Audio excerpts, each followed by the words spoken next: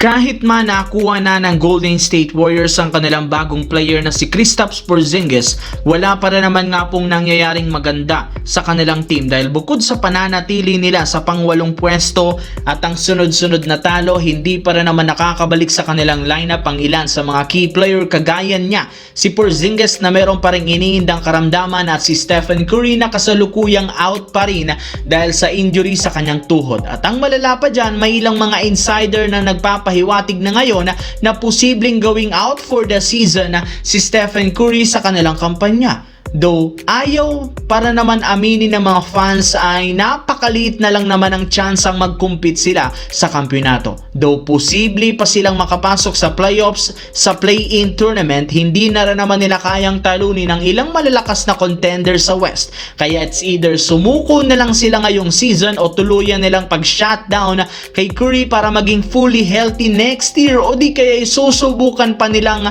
paglaruin kahit na delikado ang sitwasyon. Kaya nasa kamay ngayon ng Golden State Warriors ang huling desisyon sa kung ano ang kanilang gagawin ngayong taon. Samantala, pinapatunayan talaga ni Luke Kennard sa Los Angeles Lakers na isa siya sa pinaka-consistent na key player sa team dahil sa kanyang 11 game laban sa New Orleans Pelicans, nagtala siya dito ng 9 points sa kanyang 3 out of 5 shooting off the bench sa 21 minutes na playing time kasama ang plus 16 na efficiency ratings na siyang pinakamataas para sa team. Isa rin naman siya sa mga player ng Lakers na humabol sa kalamangan ng Pelicans sa last quarter, kaya maging si LeBron James hindi na rin naman naitago ang kanyang paghanga sa kanilang bagong shooter. Ayon pa sa naging pahayag nito sa post-game interview, isang malaking tulong para sa Lakers ang pagkakaroon nila ng sharp shooter kagaya ni Kennard since nagiging madali para sa kanilang dalawa ni Luka Doncic na sumalaksak sa ilalim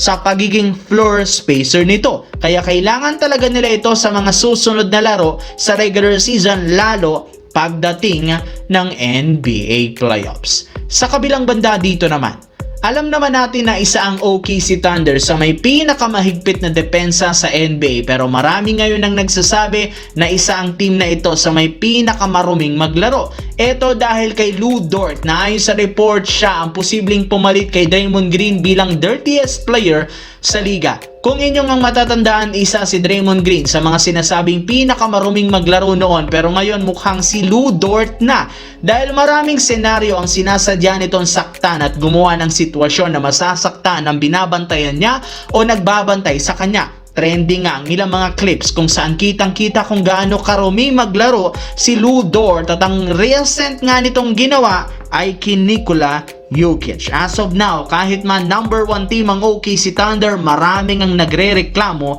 sa kanila.